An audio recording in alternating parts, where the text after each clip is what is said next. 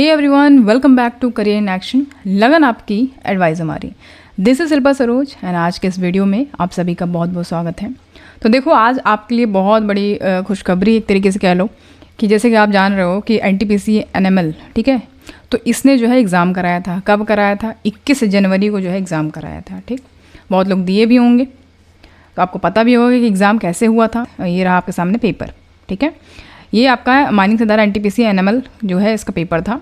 तो यहाँ पे आप देख पा रहे हो, ये 21 जनवरी 2024 को ये एग्ज़ाम हुआ था। ठीक है, अब जब एग्ज़ाम हुआ तो वहाँ पे आप ये भी समझ रहे होंगे, बहुत लोग ये भी समझ रहे होंगे कि भाई बहुत सही तरीके से एग्ज़ाम नहीं हुआ। ठीक है, काफ़ी मिसकंडक्ट वगैरह ये कह सकते हो कि काफ़ी चीटिंग्स वगैरह हुई और सही तरीके से एग्ज़ाम नहीं कराया गया और बहुत सारा लूप होल्स थे। ठीक है, तब जहाँ सेंटर था, एग्ज़ाम सेंटर में, वहाँ पे फ़ोन्स वगैरह अलाउ मतलब कर दिया। तो ये सब चीज़ें बहुत ज़्यादा मेजर रोल प्ले करती हैं किसी भी एग्ज़ाम को इनवैलिड घोषित करने के लिए। तो एनएमएल ने क्या किया, एनटीपीसी ने क्या किया कि इसने फिर से जो है एग्ज़ाम कराने का सोचा है। तो वही जो है यहाँ पे आप देख पा रहे हो, ये जो आया नोटिफिकेशन, इसमें यही हम जानेंगे कि भाई क्या कैसे प्रोसेस होगा और हम फिर से एग्ज़ाम देंगे तो क्या प्रोसेस को फॉलो करना होगा। राइट, तो यहाँ पे एनटीपीसी के बारे में देख लेते हैं। ये कब स्टैब्लिश हुआ? 2019 में। होली ऑन सब्सिडरी है इंडिया का लार्जेस्ट इंटीग्रेटेड पावर कंपनी का। ठीक है, एनटीपीसी माइनिंग लिमिटेड, जिसको एनएमएल बोलते हैं। अच्छा, तो यहाँ पे आप देख पा रहे हो कि वैकेंसी जो इन्होंने की थी आउट, उसमें क्या था? माइनिंग ओवरमैन। ठीक है, माइनिंग ओवरमैन था। कितने यहाँ पे पोस्ट थे? टोटल 67 पोस्ट थे, जिसमें से अनरिजर्व के लिए 30, एससी के लिए 9, एसटी के लिए 23, ओबीसी एनसीएल के लिए 1 और ईडब्ल्यूएस के लिए 4। तो हमें समझ में आ रहा है कि भाई माइनिंग ओवरमैन के लिए देखें तो 67 सीट है। ठीक है, अच्छा सीट है, अच्छा खासा सीट है। मैगजीन इंचार्ज के लिए देखें तो 9 है, यहाँ पे देख पा रहे हो। ठीक है, मैगजीन इंचार्ज के लिए 9 है। उसके बाद यहाँ पे मैकेनिकल सुपरवाइज़र के लिए अगर हम देखें तो 28 सीट है। इलेक्ट्रिकल सुपरवाइज़र के लिए यहाँ पे 26 सीट है। राइट, 26 सीट है। वोकेशनल ट्रेनिंग इंस्ट्रक्टर के लिए 8 है। जूनियर माइन सर्वेयर के लिए 3 सीट है। ओके, और जो सबसे इम्पॉर्टेंट, जो माइनिंग सरदार, उसके लिए तो 3 ही पोस्ट है। ठीक है, यहाँ पे लिखा भी हुआ है कौन से प्रोजेक्ट्स में जो है यहाँ पे जगह है। पकरी, बरवाडी, छट्टी बरियाटू, ठीक है, और यहाँ पे तलई पल्ली। ये जो 3 प्रोजेक्ट्स हैं, यहाँ पे ज़रूरत है, वो भी एसटी में ले रहा है। 3 एसटी से ही लेगा माइनिंग सरदार में, तो देना मतलब कोई मतलब बनता नहीं है। तो यहाँ पे आप जो है माइनिंग ओवरमैन के लिए ज़्यादा जो पोस्ट है उसके लिए अप्लाई कर सकते हो। और बाकी जो मैगजीन इंचार्ज के लिए करना चाहता है, like mechanical supervisor, electrical supervisor या फिर vocational training instructor, junior mine surveyor के लिए, तो वो लोग इसके लिए अप्लाई कर सकते हैं। अब जरा हम देख लेते हैं पूरा प्रोसेस क्या सीन है। माइनिंग ओवरमैन के लिए यहाँ पे देख पा रहे हो, फुल टाइम रेगुलर डिप्लोमा होना चाहिए माइनिंग इंजीनियरिंग से, एटलीस्ट 60% मार्क तो आपके होने ही चाहिए। State technical board of recognised institute, ठीक है, एससी एसटी के लिए मिनिमम मार्क्स बोल रहा है, academic qualification shall be pass marks, तो पास मार्क्स होना चाहिए एसटी के लिए। ओवरमैन सर्टिफिकेट होना चाहिए आपके पास, वैलिड फर्स्ट एड सर्टिफिकेट जो कि डीजीएमएस के द्वारा इशू किया गया हो। इतना आपके लिए चाहिए अगर आप माइनिंग ओवरमैन और मैगजीन इंचार्ज के लिए अगर आप जो है इस पोस्ट के लिए भर रहे हो, अप्लाई कर रहे हो तब। ठीक है, मैकेनिकल सुपरवाइज़र के लिए इसी तरीके से आप देख सकते हो कि फुल टाइम आपका रेगुलर डिप्लोमा होना चाहिए। मैकेनिकल प्रोडक्शन इंजीनियरिंग में 60% मार्क्स तो आपको लाना ही होगा। ये चीज़ हो गया आपका मैकेनिकल सुपरवाइज़र के लिए। इलेक्ट्रिकल सुपरवाइज़र के लिए भी वही चीज़ है कि आपका रेगुलर डिप्लोमा होना चाहिए इलेक्ट्रॉनिक्स इंजीनियरिंग में, 60% मार्क्स होना चाहिए। ठीक है, उसके बाद यहाँ पे आप देख पा रहे हो क्या लिखा है, having valid electrical supervisor certificate of competency covering mining installation issued by appropriate government. ठीक है, तो इलेक्ट्रिकल सुपरवाइजर में ये हो गया। वोकेशनल ट्रेनिंग इंस्ट्रक्टर में फुल टाइम रेगुलर डिप्लोमा होना चाहिए माइनिंग इलेक्ट्रिकल मैकेनिकल इंजीनियरिंग से, 60% मार्क्स आपका होना चाहिए। ठीक है, यहाँ पे और क्या देख रहा है, valid ओवरमैन foreman certificate of competency from DGMS, restricted या अनरेस्ट्रिक्टेड, ये होना चाहिए आपके पास ओवरमैन और फोरमैन सर्टिफिकेट। ठीक है, वैलिड फर्स्ट एड सर्टिफिकेट भी होना चाहिए जो डीजीएमएस के द्वारा अप्रूव हो, रिकॉग्नाइज किया गया हो। Minimum 5 year of experience mines में and not less than 30 years of age, 30 साल से कम नहीं होना चाहिए और 5 साल का आपको एक्सपीरियंस होना चाहिए। तो ये हो गया आपका vocational training instructor. Obviously instructor है तो उसको एक्सपीरियंस तो मांगेगा ही। जूनियर माइन सर्वेयर के लिए आप देख पा रहे हो, full time diploma mine survey mining civil engineering, 60% marks होना चाहिए इसमें से। उसके बाद सर्वेयर सर्टिफिकेट ऑफ कॉम्पिटेंसी जो कि डीजीएमएस के द्वारा इशू होना चाहिए अंडर सीएमआर। ठीक है, माइनिंग सरदार के लिए तो सब जानते ही हो आप, 10 पास होना चाहिए किसी भी गवर्नमेंट रिकॉग्नाइज्ड बोर्ड से। और जो है यहाँ पे आप देख पा रहे हो valid mining Sardar certificate of competency होना चाहिए आपके पास, और फर्स्ट एड सर्टिफिकेट होना चाहिए। ठीक है, देन आप एलिजिबल हो ये सब पोस्ट के लिए। और यहाँ पे ध्यान रखो, अब हम जब आगे बढ़ रहे हैं तो यहाँ पे आप ध्यान से समझते जाना, मैं पूरा कवर करते जाऊँगी कहाँ कहाँ इशू है जो कि जान सकता है। तो देखो, पहली बात तो ये समझ लो कि यहीं पे वीडियो मत रोक देना, क्योंकि यहाँ आगे से यहाँ से स्टार्टिंग हो रहा है कैसे आप फॉर्म भरोगे। आप चाहो तो इसको आगे स्किप करके भी देख सकते हो, मतलब स्पीड भी बढ़ा के देख सकते हो अगर आपको लग रहा है कि ये सब तो मुझे पता था स्टार्टिंग का, अब आगे का देख सकते हो आप। तो ठीक है, आगे का देख लेना। देखो, against the above discipline advertised for posting at coal mining site there are no suitable post identified for PWD। तो PWBDs के लिए कोई भी यहाँ पोस्ट अवेलेबल नहीं है। एज लिमिट की बात कर लेते हैं, तो candidate must not be below 18 years of age age on cut off date. तो 18 साल से पहली बात तो कोई कम नहीं होना चाहिए, कौन ही कम होगा भाई। बस ये जानो कि 18 साल से यहाँ पे कैंडिडेट जो है वो कम नहीं होना चाहिए। यहाँ पे अपर एज लिमिट 30 साल दिया हुआ है।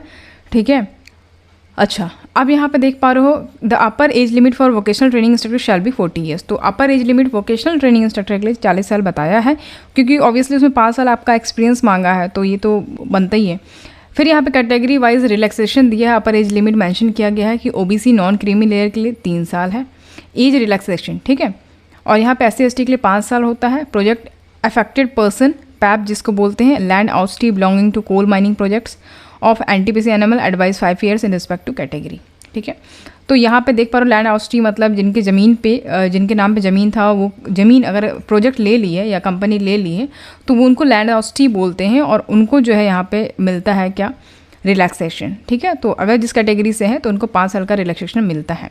Relaxation for ex serviceman category is as per extent government of India guidelines. ठीक है, अब यहाँ पे नोट करने वाला क्या चीज़ है, यहाँ पे देखो, for the purpose of conversion of grades in percentage terms in case of institute awarding grades in CGPA the certificate issue bye university institute in this regard must be attach mandatorily. तो यहाँ पे simple बोल रहा है कि देखो जो grades हैं, ठीक है, जो भी इंस्टीट्यूट है अगर वो ग्रेड में यानी कि CGPA में आपको GPA में अगर दिया हुआ है तो उसमें बोल रहा है कि जो सर्टिफिकेट इशू किया गया है यूनिवर्सिटी इंस्टीट्यूट के द्वारा उसको अटैच करना वहाँ पे मैंडेटरी है। ठीक है, अप्रेंटिस और vocational training period would not be counted toward experience. तो ये अप्रेंटिस आपका हो गया, वोकेशनल ट्रेनिंग पीरियड्स हो गए, ये सब आपको एक्सपीरियंस में काउंट नहीं करेगा, यहाँ पे ये बता रहा है। In case of any dispute arising about admissibility of any particular qualification the decision of animal shall be final and binding. तो यहाँ बोल रहा है कि मान लीजिए कोई भी आप जैसे कोई भी क्वालिफिकेशन अपना दिया है, ठीक है, तो अगर उसमें किसी भी तरीके का डिस्प्यूट लगता है तो जो एनिमल मैनेजमेंट का डिसीजन होगा वही फाइनल होगा। ठीक है, उनको जैसा सही लगेगा वो वैसा फाइनल होगा। यहाँ पे इमोल्यूमेंट्स एंड सर्विस कंडीशन बता रहा है कि भाई यहाँ पे देख लो इमोल्यूमेंट्स कैसा है यहाँ पे, ठीक है, पर्टिकुलर ट्रेड्स का। तो कंसोलिडेटेड फिक्स मंथ पे यहाँ पे बता रहा 50,000 आपको दिया जाएगा, इनका सैलरी बता रहा। तो monthly emoluments and compensation for trade serial number 7, तो 1 से 6 तक बता रहा है कि 1 से 6 तक जो है 50,000 है। ठीक है, तो यानी कि 1 से 6 तक देखो, mining overman, magazine in charge, mechanical supervisor, electrical supervisor, vocational training और जूनियर माइन सर्वेयर। ठीक है, तो यानी कि यहाँ तक जो है आपका 50,000 है, और जो माइनिंग सरदार है उसके लिए 40,000 है। ठीक है, ये याद रखना। उसके बाद यहाँ पे देख पा रहे हो, ठीक है। तो ये सब तो आप पढ़ लेना। मेडिकल के बारे में बोल रहे हैं, मेडिकल फैसिलिटीज़ जो है वो क्या क्या प्रोवाइड किया जाएगा। और पीरियड ऑफ एंगेजमेंट यहाँ पे दिया हुआ है कि the period of fix term employment shall be of period of 3 years initially and can be extend up to 2 years based on organisational requirement and the performance of FTE। तो यहाँ पे लिखा हुआ है कि फिक्स टर्म एम्प्लॉयमेंट की अगर हम बात करें तो यहाँ पे पहले तो 3 साल के लिए आपको इनिशिएट किया जाएगा एंड उसको 2 साल फिर बढ़ाया जाता है, ऐसे करके बढ़ाया जाता है, ऐसे निकालते नहीं है, वो बढ़ते रहेगा आपका। ठीक है, जैसा परफॉर्मेंस रहेगा। अच्छा, सिलेक्शन प्रोसेस कैसा है यहाँ पे देखो कैसे होगा। देखो जो उन लोग के लिए जो एग्ज़ाम नहीं दिए थे, ठीक है, तो उन लोग के लिए अच्छा है, वो लोग दे सकते हैं एग्ज़ाम। जो एग्ज़ाम दे चुके हैं उनको जो है फ़ी पेमेंट नहीं करना है, ठीक है, बस फॉर्म से फिल करना है, ये याद रखिएगा। अभी हम इसको वहाँ तक आएंगे, हाउ टू अप्लाई वहाँ पे बताएगा ये चीज़, हम पहले ही बता दिए आपको ताकि आपको थोड़ा दिमाग में थोड़ा ये शांति महसूस हो कि भाई चलो फिर से नहीं देना पड़ेगा, है ना। एक बार आपका फ़ीस सबमिट करा था तो चलो एग्ज़ाम भी कैंसिल हो गया और उसके बाद आपका पैसा भी गया, कहने का ये मतलब। तो चलो कम से कम ये रिलैक्सेशन मिला कि भाई आपको फिर से पेमेंट नहीं करना है फ़ी। ठीक है, सिलेक्शन प्रोसेस देख लो। फर्स्ट स्टेज में क्या होता है, CBT पे टेस्ट होता है, ठीक है, और उसके बाद सेकंड स्टेज में स्किल टेस्ट होता है। ठीक है, फर्स्ट स्टेज में आपका CBT मोड होगा, टेस्ट में क्या क्या होगा, general knowledge, English, quantitative aptitude, reasoning, आपका जो डिसिप्लिन है उसका स्पेसिफिक टेस्ट, और the qualifying marks for written test are 40 marks, ठीक है। In case of general EWS category या 30% केस जो है SC ST OBC कैंडिडेट्स के लिए हैं।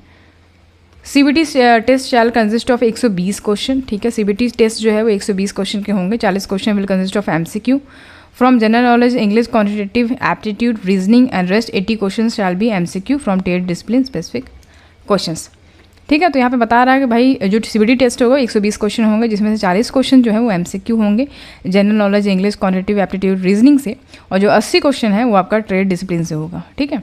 और जो आपका टाइम होगा एग्ज़ाम का वो 2 घंटा होगा। ईच करेक्ट आंसर के लिए आपको मिलेगा 2 नंबर और इनकरेक्ट के लिए आपको 0.5 मार्क्स डिडक्ट हो जाएंगे। तो यहाँ पे आप देख पा रहे हो कि एग्जाम के लिए आपको 2 घंटा मिलेगा। 2 क्वेश्चन मतलब अगर क्वेश्चन सही है आपका एक क्वेश्चन 2 नंबर मिलेंगे, अगर क्वेश्चन गलत है तो 0.5 मार्क्स कट जाएंगे, ठीक। अच्छा, यहाँ पे आप देख पा रहे हो अगर आपने ब्लैंक छोड़ दिया है, अटेम्प्ट नहीं किया है क्वेश्चन को, तो वहाँ पे कोई भी नेगेटिव मार्किंग नहीं कटेगा, ठीक। Based on the performance in the written test, candidate shall be shortlisted discipline wise and category wise in order of merit based on the call ratio 1:5 for the skill test. तो यहाँ पर लिखा है कि written test जब आप दे लोगे तो उसके परफॉर्मेंस के बेस पे कैंडिडेट्स को शॉर्टलिस्ट किया जाएगा, डिसिप्लिन वाइज और कैटेगरी वाइज मेरिट लिस्ट निकाला जाएगा। रेशियो रहेगा 1:5 स्किल टेस्ट के लिए, ठीक है। और जो सेकंड स्किल टेस्ट है आपका वो क्वालिफाइंग नेचर होगा, कि आपको क्वालिफाइंग करना है। क्वालिफाई मतलब कि यहाँ पे आप देख पा रहे हो the qualifying marks for skill test 40% marks in case of general EWS category, 30% marks in case of SC ST OBC।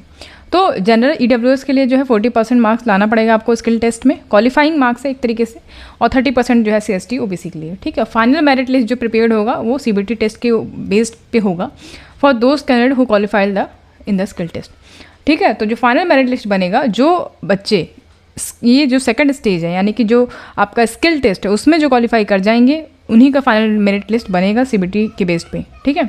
Test का सेंटर यहाँ पे बोल रहा है कि first stage CBT test shall be conducted at test centre, कहाँ होगा, रांची झारखंड, भुवनेश्वर उड़ीसा, 2 ही जगह होगा टेस्ट सेंटर, वहाँ पे CBT एग्जाम आपका होगा। सेकंड स्टेज जो स्किल टेस्ट है वो shall be conducted at any of the coal mining project NTPC NML in Jharkhand और उड़ीसा। तो सेकंड स्किल टेस्ट जो है आपका वो कोल माइनिंग प्रोजेक्ट यानी कि NTPC NML का जो है झारखंड और उड़ीसा में, वहाँ पे कहीं भी करवा सकते हैं वो, ठीक है। चलो ये समझ में आ गया। बाकी आपका एडमिट कार्ड आएगा तो फर्दर आपको नोटिफिकेशन वहाँ से समझ में आएगा कि क्या होता है। उसके बाद जनरल कंडीशन यहाँ पे दिया हुआ है कि जो सिर्फ इंडियंस हैं वही भर सकते हैं, only Indian nationals are eligible to apply, all qualification must be from university institute government recognise board, state technical board are recognised and approved in India. तो ये सब देख लेना आप, ये सब बताएं लायक है नहीं, देख सकते हो आप खुद भी।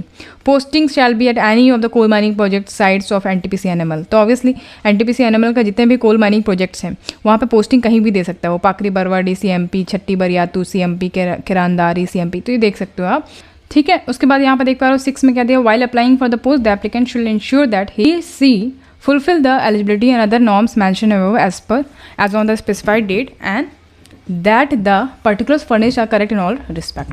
तो यहाँ पे कहना चाह रहा है कि देखो जब आप इस पोस्ट के लिए अप्लाई कर रहे हो तो जो भी एप्लीकेंट्स हैं, जो भी कैंडिडेट्स हैं, उनको ये इंश्योर करना चाहिए उनको कि भाई जो भी आपका एलिजिबिलिटी है इस नॉर्म्स के तहत जो मेंशन किया गया है कि भाई आप सही तरीके से सब कुछ देख के तब आप इसको फॉर्म को भरोगे। अगर किसी भी तरीके का डिस्क्रिपेंसी यहाँ पे पाया जाता है तो फिर आपके अगेंस्ट आपका फॉर्म रिजेक्ट कर दिया जाएगा या फिर फर्दर जो भी आपके अगेंस्ट होगा चार्जेस, ठीक है। तो यहाँ पे लिखा हुआ है, यहाँ पे देख लो, if he she has furnished any incorrect false information और has surpass any material facts his her candidature will stand automatically cancel, तो उसका कैंसिल हो जाएगा, ठीक है। If any of the above shortcomings are detected even after appointment his service are liable to terminate without any notice, canvassing in any form shall disqualify the candidates. तो बिना notice दिए जो है उसको टर्मिनेट कर दिया जाएगा, ठीक है। और ये चीज़ें यहाँ पे बताई गई है, तो बहुत ध्यान से फॉर्म को भरना, सारा डॉक्यूमेंट, सारा जो आपका डिटेल्स है उसको अच्छे से भरना है, ठीक है।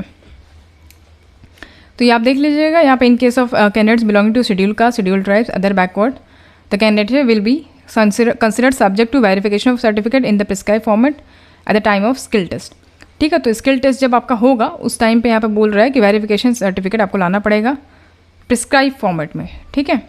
अगर कास्ट सर्टिफिकेट की बात यहाँ पे हो रही है। चलो आगे बढ़ते हैं। The mere fact that a candidate has submitted an application against the advertisement and apparently fulfilling the criteria as prescribed in the advertisement would not bestow on him/her the right to be definitely called for further selection process। यहाँ पे मतलब यहाँ पे यही लिखा हुआ है कि देखो अगर कैंडिडेट्स है वो एप्लीकेशन फॉर्म को सबमिट करता है, ठीक है, तो अब सारे क्राइटेरिया को फुलफ़िल करता है वो, और ये उसके पास ये उसका अधिकार नहीं हो जाता है कि हाँ भाई अब मेरे को फर्दर सिलेक्शन के लिए बुलाया ही जाएगा। ये यहाँ पे कह रहा है कि उसका अधिकार नहीं है एक तरीके से, अगर वो सेलेक्ट होता है तभी जो है आगे फर्दर प्रोसेस होगा। ठीक है, उसके बाद यहाँ पर देखो in case any ambiguity dispute arisen on account of interpretation version other than English the English version will be prevail. तो अगर किसी भी तरीके का यहाँ पे आप देख पा रहे हो कि अगर लैंग्वेज में डिस्प्यूट होता है, इंटरप्रिटेशन में डिस्प्यूट होता है, तो इंग्लिश को प्रीफर किया जाएगा। ठीक है, the syllabus and sample question paper mock test will be available on the application portal for reference. तो सिलेबस वगैरह मिल जाएगा आपको पोर्टल पे। ठीक है, अब यहाँ पे बहुत इंपॉर्टेंट है, 1 candidate can apply for 1 post only. बहुत ही इंपॉर्टेंट है, यहाँ पे देखो बहुत ही बढ़िया चीज़ लिखा हुआ है और आपको ध्यान से सुनना है, ध्यान से इसको फिल करना है। ठीक है, बहुत लेंदी बना दिया है इस बार का, जब एप्लीकेशन फॉर्म भरोगे आप बहुत ही लेंदी है। तो यहाँ पे देखो एक पोस्ट के लिए ध्यान रखना किस पोस्ट के लिए आपको अप्लाई करना है, तो उसी पोस्ट के लिए अप्लाई करोगे खाली। हेल्थ यहाँ पे लिखा the candidate should have sound health before joining candidates have to undergo medical examination at any of the NTPC animal hospital and the decision of CMO NTPC will be final binding. तो आपको भाई जाहिर सी बात है यहाँ पे जा रहे हो कि जैसे ही आप ज्वाइनिंग करोगे तो आपको इस मेडिकल एग्जामिनेशन देना पड़ता है, मेडिकल के लिए जाना पड़ता है। तो कोई भी एनटीपीसी एनिमल के हॉस्पिटल में जाना है, वहाँ पर सीएमओ का जो आपका डिसीजन होगा वो बाइंडिंग फाइनल होगा। ठीक, कोई भी रिलैक्सेशन हेल्थ स्टैंडर्ड्स पर अलाउ नहीं किया गया है। जो अनफिट पाए जाते हैं उनको डिस्क्वालीफाई कर दिया जाएगा एम्प्लॉयमेंट से। ठीक, अच्छा अब कैसे अप्लाई करना है यहाँ पे देखो, interested candidate should log in to our website career.ntpc.co.in। तो ये बहुत इंपॉर्टेंट है, इसको नोट कर लो। फॉर अप्लाई करने के लिए आपको इस वेबसाइट पे जाना होगा। No other means mode of application shall be accepted. Candidates are required to possess a valid email ID. Valid email ID आपका होना चाहिए। NML will not be responsible for bouncing back of any email send to candidates. Candidates belonging to general, अच्छा जो candidates unreserved EWS OBC NCL से आते हैं are required to pay a non refundable application fee of ₹300। ठीक है, तो ये जो है जो कैंडिडेट्स यहाँ से जनरल ईडब्ल्यूएस ओबीसी से आते हैं उनको नॉन रिफंडेबल एप्लीकेशन फ़ी जमा करना पड़ेगा ₹300 का। ऑल एससी एसटी एक्सेसम category third gender female candidates are exempted from the payment of application fee. SC ST और थर्ड जेंडर के लिए कोई भी यहाँ पे फीमेल कैंडिडेट्स हैं उनके लिए कोई भी एप्लीकेशन फ़ी नहीं है। In addition to this land oustees belonging to coal mining projects of NTPC animal are also exempted from payment. ठीक है, इन लोग के लिए भी कोई भी यहाँ पे फीस नहीं है। Candidates availing age relaxation fees exemption as PAP land स्टॉट belonging to coal mining projects must upload necessary document to support the claim of relaxation.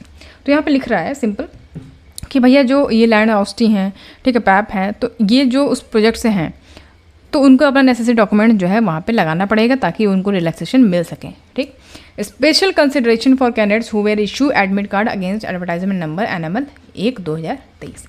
तो हमें समझ में आ रहा है भैया कि यहाँ पे आप जो देख पा रहे हो 21 जनवरी 2024 को आपका जो एग्ज़ाम हुआ, ठीक है, उसके रिगार्डिंग यहाँ पे बोल रहा है कि जिनका एडमिट कार्ड आ गया था वो क्या करना है, उस केस में क्या होगा। तो the candidates who have applied and were found eligible issue admit card for written test conducted on 21/1/2024 in the previous recruitment drive shall be exempted from application fee against this recruitment advertisement. तो जाहिर सी बात है भैया कि जो candidates इस form को apply किए थे पहले और एग्ज़ाम भी दिए हैं, उनका एडमिट कार्ड आया होगा तभी तो एग्ज़ाम दिए हैं। तो एडमिट कार्ड जब उनके पास है, इस रिक्रूटमेंट को फिर से यहाँ पे जब सबमिट करेंगे एप्लीकेशन फॉर्म तो उसमें उनको फ़ीस नहीं देना होगा। ठीक है, यही चीज़ मैं वहाँ पे बता रही थी पहले। तो ये याद रखिएगा कि उनको फ़ीस नहीं देना है जो एग्ज़ाम दे चुके हैं या जो इनका एडमिट कार्ड आया था, तो ये ध्यान रखिएगा। नेक्स्ट देखो, such candidates who fulfil the upper age limit criteria as per the cut off date of last recruitment test 31/12/2023 however exceeding in the age limit in the recruitment are allowed to apply. तो age limit यहाँ पे बढ़ा दिया गया है कि जो upper age limit criteria को फुलफिल कर चुके हैं, ठीक है, और ये 31/12/2023 डेट बता रहा है, तो उनको एक्सीडिंग एज लिमिट जो है वो अलाउ किया गया है अप्लाई करने के लिए।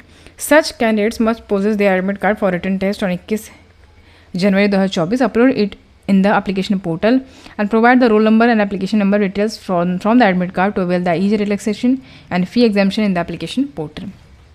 उन्हीं के लिए बोल रहा है कि ऐसे कैंडिडेट्स अपना एडमिट कार्ड जो है उनके पास, ठीक है, जिसमें वो रिटर्न टेस्ट के लिए गए थे 21 जनवरी 2024 को, उसको एप्लीकेशन पोर्टल पे अपलोड करेंगे और roll number application number details जो है प्रोवाइड करेंगे ताकि उनको रिलैक्सेशन मिल सके। ठीक है, नेक्स्ट यहाँ पे पेमेंट ऑफ एप्लीकेशन फ़ी बोल रहा है, ऑनलाइन मोड होगा। कैंडिडेट्स जो है have to pay the fee online pay करना पड़ेगा। Link for the online payment will be available in the online application form depending upon the mode of payment additionally processing fee may be charge by the bank. ठीक है, ये सब तो देख लेना, फी we submit कर लेना है। अच्छा, उसके बाद यहाँ पे देख पा रहे हैं क्या हम